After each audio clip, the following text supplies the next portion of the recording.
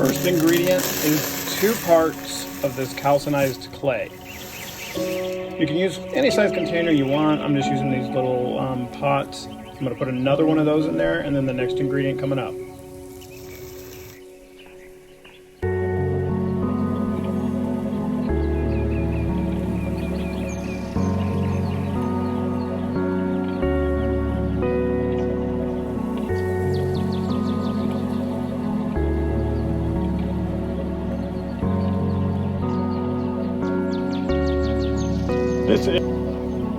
Okay, the next thing that goes in, this is 1 part of coconut core substrate. This is coconut husk, the husk of a coconut that they just shred, and it becomes kind of fibrous, and then they dry it and break it all up. This is good for retaining a little bit of water inside a terrarium. So that's 1 part of the coconut core to 2 parts clay. This is earth. Okay, so now this is 1 part of the worm castings going in. This stuff is just black gold. I use worm castings in all my plants, all my garden. I don't use any other kind of fertilizer at all. This is nature's fertilizer, worm castings.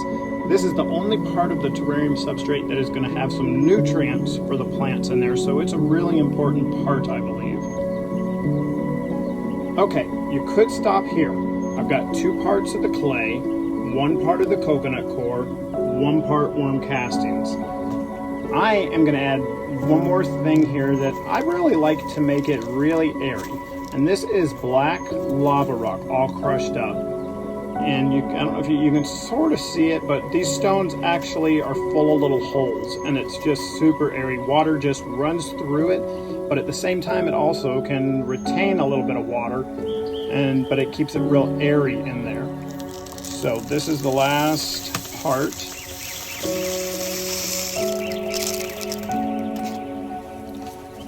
And the final stage, we just get in there and mix it all up.